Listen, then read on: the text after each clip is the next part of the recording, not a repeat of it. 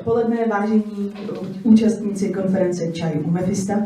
Vítám vás u našeho odpoledního bloku, který bude mezinárodní, což znamená, že přednášky budou v angličtině. Good evening, ladies and gentlemen. Dear friends, we welcome you to the afternoon block of the conference, The Mephistos 2. We now move to the international part, which will be given, talks will be given by our honored international guests. Pokud si nejste jistí v angličtině natolik, abyste poslouchali přímo tady, můžete jít o patro níž, kde bude probíhat simultánní překlad do češtiny.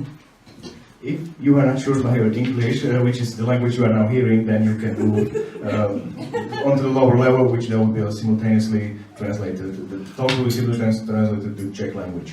Považovali jsme za důležité toto říct i anglicky. We thought it would be useful to also say this in English. První přednáškou bude téma Mephistophilis a Faust. A já bych tady ráda přivítala prvního přednášejícího György Szönyiho. Okay, so without further ado, let's move on to the first lecture, which is Mephistophilis and Faust, and the talk will be given by Professor Szönyi from the University of Szeged. Whichever you want. Yes. Thank you very much. Good afternoon, everybody. And first of all, I would like to mention that I'm very happy to be here for the second time. I enjoyed last year very much, and I wanted to make a point that I come again. Here it is. I noticed that the majority of the talks here, both in English and Czech, with some exceptions, are about modern topics, 21st century topics. And I find it a mission of mine, probably with Professor Rudnitsky, to keep the balance and look back in the past. So my talk is mostly about past things, but there will be connecting points to the present, as you will see in a second.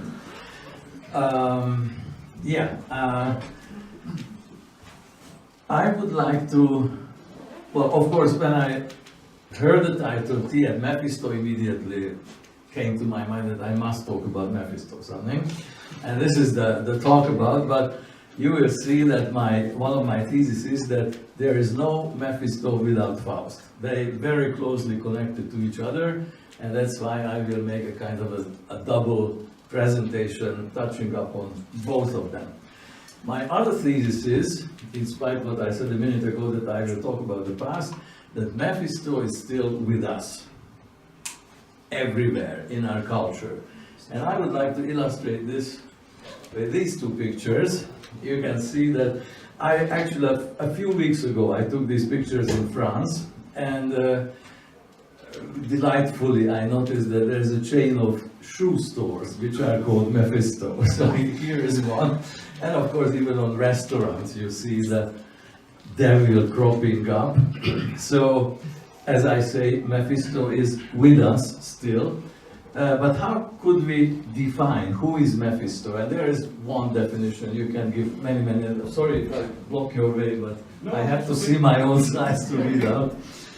So Mephistophilis represents the negative infernal aspect of the psychic function, which has broken away from the all, the perfect, to acquire independence and individuality. That's an interesting approach to that, and if you look at the appearance of Mephisto in different literary works or even musical works, that's the kind of thing, the breaking away from the rule, the rebel is represented by Mephisto. If we look at the etymology of the word, the name Mephisto, there is a Hebrew etymology and a Greek etymology. The Hebrew kind of points to spreading light. He's the great liar, the great deceiver or tempter. And if you look at the Greek etymology, it points to somebody who dislikes light. And it's very interesting because his boss is called Lucifer, and Lucifer is the light bringer. So that's an interesting relationship between the two devils. But I don't think I will go deeper into this topic. So as I said, there is no Faust without Mephisto and no Mephisto without Faust. And let's see a reverse chronology. The historical presentation should be that I start somewhere in the 16th century and go to the present, but I will do the reverse. And I will just mention some recent works which presented Faust and Mephisto in different lights. Before I look at this list quickly, I would like to observe that there are two kinds of approaches to Faust. One which reworks, but actually in the original setting, the kind of 16th century mythology of what happened to Faust and what he did. And there's another line which completely reworks and invents a new story, but somehow in that story we recognize Faust in one way or another. Now, one of the most recent stuff is the famous Czech film director and scenographer Jan Schwankmayer's Lesson Faust, 1994. May I ask that who hasn't seen this film? Very good, because I will have a 4-minute excerpt at the end, and I want to show you the great conjuring scene of Faust from that film, which is fascinating because it's a combination of real characters and the puppets and clay figures or plastilin figures, so it's a visual tour de force, I would say. As for its story, it really goes back to Goethe's famous work and Marlowe's, and to me Marlowe is the really crystallized and the best version. I prefer it to Goethe. But what Schwankmayer said, that he made a mixture of Goethe and Marlowe and some other authors as well. In my personal opinion, the storyline is a little jerky here and there, but the visuality is fantastic in that film. Another famous, not too relatively recent working is the film of István Szabó, the Hungarian film director, called Mephisto, 1981. It won an Oscar for the overall film, which is actually based on a novel of Klaus Mann. Klaus Mann was the son of Thomas Mann, and he was much more of a rebel than even than his father.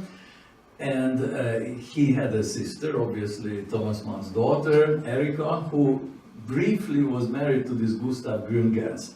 Gustav Gründgens was an actor and scenographer in Germany, in Nazi Germany, and he joined the Nazi party. Then he divorced from Erika, or Erika divorced from her, I don't know exactly, and became a kind of official, celebrated actor of Nazi Germany. And Klaus Mann wrote a kindly allegorical novel about him called Mephisto. But actually, Mephisto is a double meaning here, because he's also a Faust who sells his soul to the Nazis. This actor, of course, in the novel is not called Gründgens, but he's called Höfgen, sorry. And he's a Mephisto because he's also a tempter. So it's an interesting amalgamation in one character, the two characters of the story of Mephisto and Faust.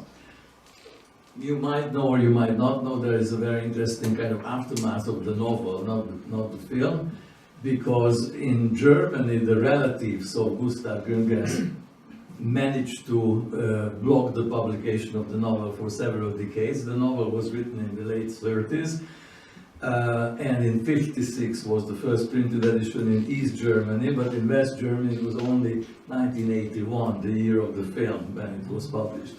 Now, but let's move on. A father, Thomas Mann, also felt inspired by the Faust story, and he wrote his famous novel in the war years, beginning in 43, and then it was published in 47, Doctor Faustus. Now, Doctor Faustus, this novel represents the other line, when, well, of course, Klaus Mann's Mephisto is also this other line, where the Faust is on the background, but there is a modern story. And in Thomas Mann's novel, there is a composer, Adrian Leverkühn, and he wants to be the most famous, almost supernatural composer of the world. And for this he makes a pact with the devil. This is very, very interestingly presented in the novel. Not so much ritualistically, but a little bit rationalized, because he gets syphilis. And syphilis is the price for 24 years that he lives on, and he has to die very, very poorly at the end. But in the meantime, he creates revolutionary and fantastic music. By the way, the music scheme in the novel is based on oh my God, what's his name? The German composer of Dodecaphony, founder of modern music. Schoenberg, yes, Arnold Schoenberg's music, and it's also explained and interestingly presented in the novel. There's one more 20th century example I would like to mention, Murnau's famous silent film, Faust, 1926, which is considered by many critics the greatest silent film ever made. It's a monumental, very, very interesting, obviously black and white film with subscriptions and music. There's a digitally remastered version what you can get hold of here and there, and that really goes back to the original story, or Goethe's version of the original story.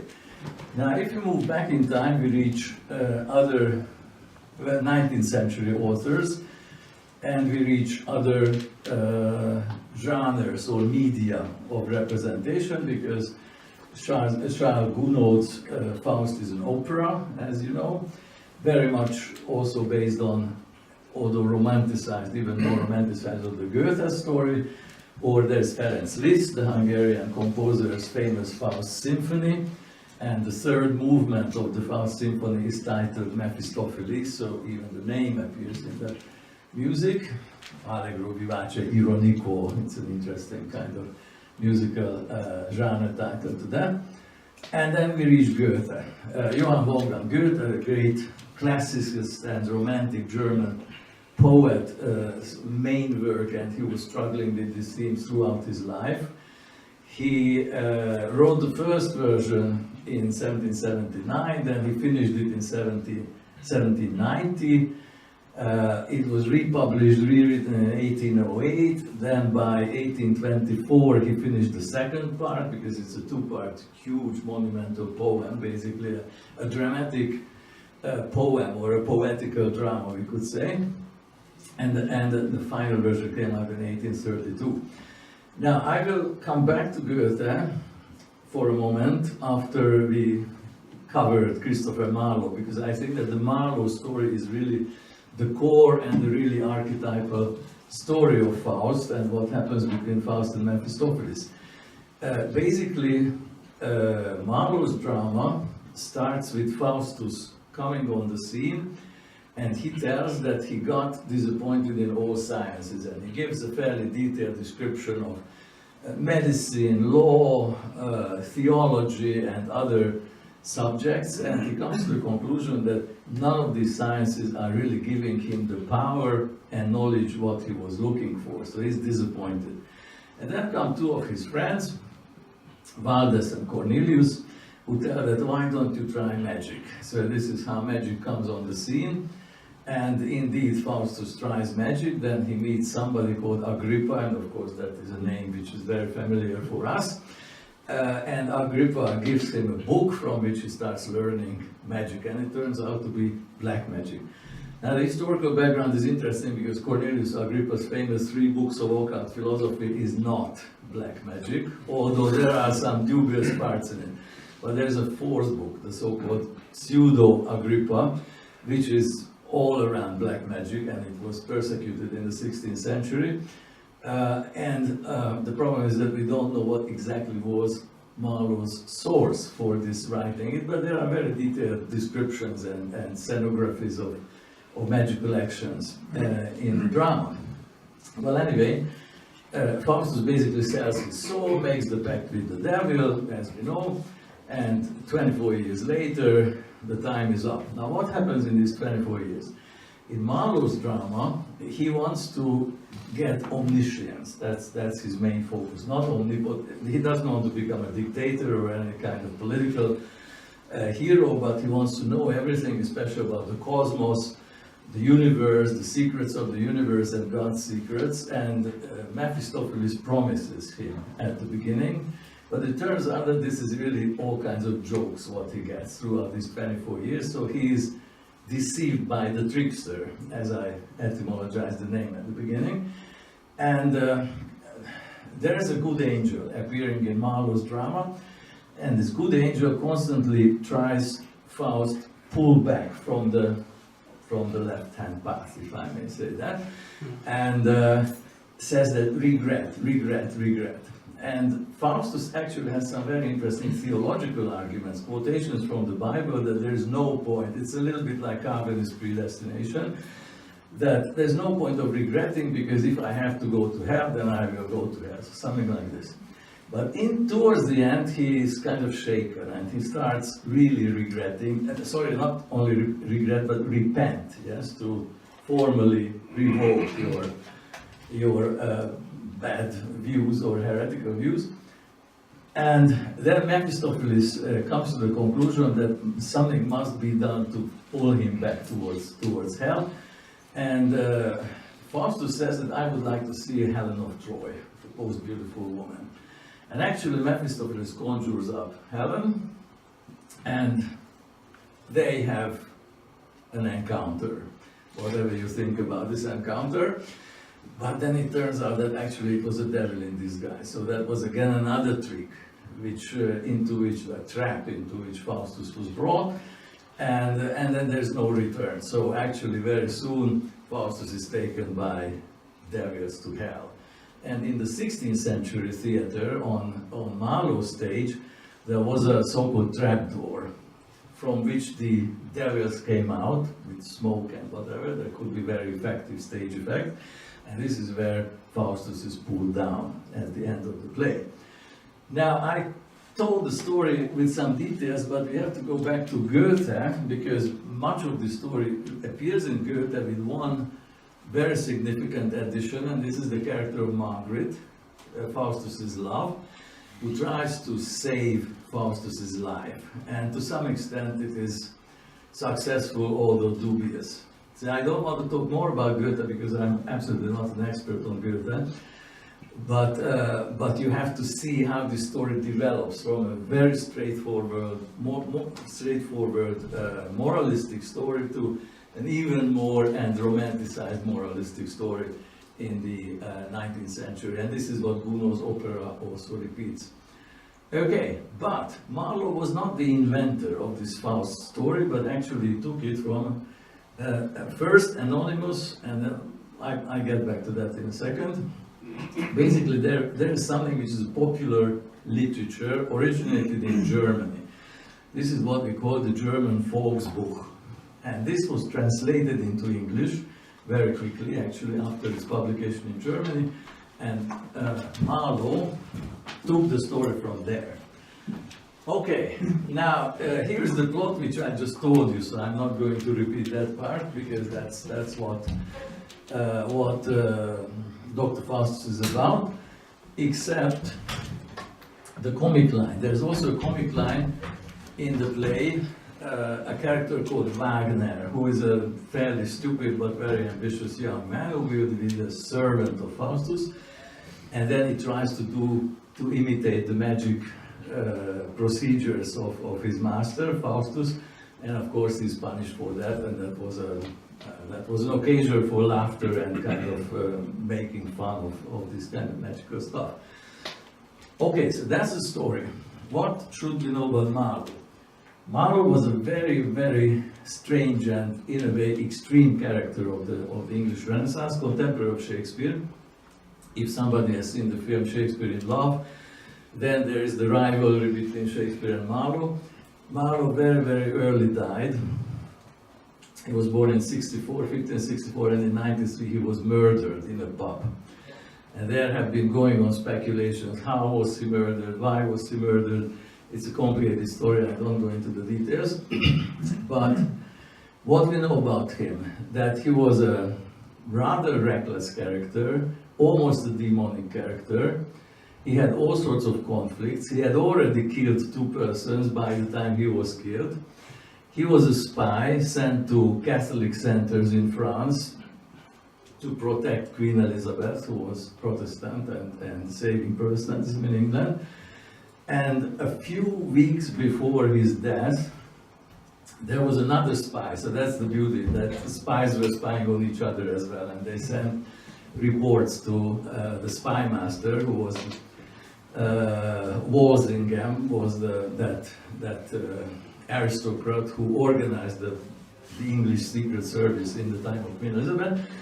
And very, very fortunately, a scholar found a report what another spy wrote about Marlowe, telling that Marlowe is an arch heretic. He ridicules Jesus Christ. He says that Jesus Christ would be a good bedfellow. By the way, there are strong suspicions that Marlowe was homosexual.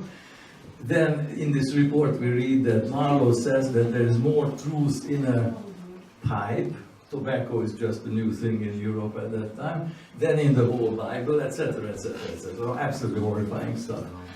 And then Marlowe was killed a few weeks later. So we don't know what was in between, but these life circumstances make us suspicious that he wanted to say something very bold with the Faustus story. Okay, I'll come back to that, but let's see a little bit about the philology of the play, Doctor Faustus. So there's the Faust book. This Faust book was edited by this Johann Spies in 1587 in Frankfurt, and almost immediately it was translated to English, and in 93 it was published in English. Marlowe dies in 93. So there's a big debate when he wrote the play, because it's clearly based on the Faust book in many ways.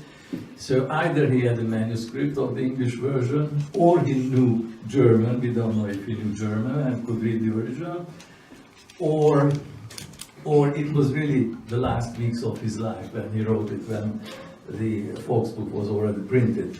So scholars are debating whether it's 87 or 93. I'm on the 93 part, and some of my colleagues are on the 87 part, and we've been cheerfully debating it for many years now, because there's no absolute proof. But what is interesting, we don't have the original text of the play from the life of Marlowe. There are two prints, and these prints were made many years after Marlowe's death. One in 1604, the other one in 1616. And these two texts, the so-called A and B texts, are very different from each other. The A text is much shorter, the B text is longer, and it's full of fairly stupid adventures. So these various little magical successes of Faustus are detailed in the later version. But the shorter A text is much longer on the magical scenes. And this is very interesting. So actually, to me and to some other scholars who read these two texts, the A text is the more interesting from an ideological and esotericism research viewpoint. In the A text we have a detailed description of the conjuration of how Mephistophilis appears in front of him. Much of it is taken from Agrippa, actually. And that is much less didactic and moralistic about Faustus. So it's a bolder, almost heretical play, and what is interesting, that between these two dates, 1604 and 16, there was an act of heresy, a law made in England, and it said that you mustn't put on stage anything which is even remotely heretical. So the thinking goes that the 1604 is closer to the original, and in the meantime, because of censorship, somebody rewrote it, made a longer play, which is at the same time much more, in a way, primitively didactic, telling that if you pact with the devil, then sure you go to hell. Something like this. Okay, that's much about the textual history. And I just briefly mentioned that Faust is very, very popular in the popular imagination of England, after all. And we have such a saying that to the tune of Doctor Faustus, which means that after the play had a success, a popular ballad was written or circulating in the population, and they were singing about Doctor Faustus. Okay, that's pretty interesting. What else I have? What is the kind of ideological background of the play Doctor Faustus? This is, of course, early modern esotericism. Early modern esotericism and the occult, which was very widespread in the Renaissance, and basically it had three main branches: astrology, alchemy, and magic. And I think that we know quite a lot about these things, so I won't go into many details. But the point is that for the people of the 16th century, even for highly educated people, these things were natural and believable, practicable and debatable. So this was not a kind of extreme kind of story which would make a gap between the writer and the public. And of course, these also had their imprint on contemporary literature, and this contemporary literature is still coming to us. So the circle is full. Let's see, there are three famous literary characters from the period. One is, of course, Marlowe's Doctor Faustus, and that represents black magic. Another famous character is Prospero from Shakespeare's The Tempest, and that Prospero is the white magician who tries to do something like I was talking about a year ago when I talked about exaltatio, yes, the ascension to the transcendental higher spheres. And there's a third play which is also very interesting by Ben Jonson. It's a comedy. It's called The Alchemist, and the main character, Subtle, is basically a cheater. So that comedy shows the cheating aspects, the fraud, what can be connected to esotericism and alchemy. And of course, famous film by Greenaway, based on The Tempest. Marlowe's play is still repeatedly on stage, and if we go back to Jan Schwankmeyer, so it's very, very inspirative up to today. And also Ben Jonson is played on the stage. Now, another interesting topic what scholars talk about is that who could be the historical characters who inspired either Dr. Faustus or Prospero. And a very, very strong argument is that it was Dr. John Dee. And of course, John Dee is my hero. I've written so much about him. And there are, what really amuses me, that some scholars argue that John Dee is the model or archetype for white magic, and other scholars say that he's the archetype for black magic. And both are true in a way, because John Dee, I can tell it for sure, because I examined the original documents, he was absolutely pious. He never thought of anything bad. He was very religious. He lived in Prague, by the way, as we know, for some years, and Poland and Hungary. So anyway, he would be a good model for the white magician. But throughout his life, he was repeatedly accused of doing black magic. This is also similar to Cornelius Agrippa. He had the same fate, that we can be almost sure that he never did black magic, but there were these anecdotes that he has a black dog which goes after him all the time, and that's the devil, etc., etc., etc. 16th century legends. So basically, John Dee can be seen as a double archetype, and of course, the outcome of this archetype depends on the interpreters, the interpretive community who wanted to see what in that character. I mentioned another name, which is also an interesting name, Simon Foreman. Simon Foreman was the kind of low-class counterpart of Dr. Dee. He also wanted to do the same what Dee, to get to know God through transcendental means, and the kind of peak of John Dee's program was to talk to the angels, conjure up angels, not devils, and asking them about the original language of Adam, how Adam was talking to God in paradise, and they wanted to learn this language and re-establish a kind of super religion or something like this. And Simon Foreman tried to do the same, but he never had enough money to go to university, like John Dee. John Dee was a doctor, everybody called him a doctor. He went to major centers of knowledge and such places. Simon Foreman became a hack doctor who mostly practiced gynecology and helped women to get rid of their babies. So because of this, he was imprisoned. He was several times reported by the Guild of Doctors saying that he's a hack doctor.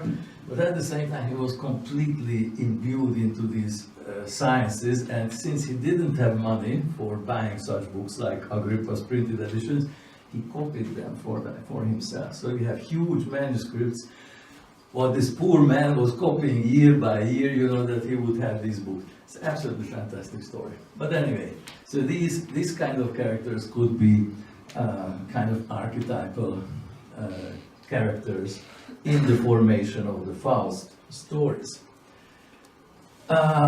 This is not terribly interesting for this audience. This is the philology, because it turns out that, of course, the Volksbuch in German didn't come out of nothing. So there were historical backgrounds.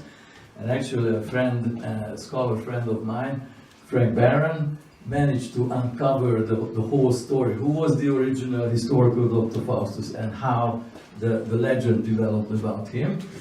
And it turns out that he was a university student in Heidelberg. His name was Georgius Helmstetter, so not even John as Faustus, but he started presenting himself as Faustus, as a Latinized name, and this is how the Faustus name comes into practice. He had such classmates, like most famous is Johannes Reuchlin and Johannes Tritemius, so he went to school in Heidelberg together with them.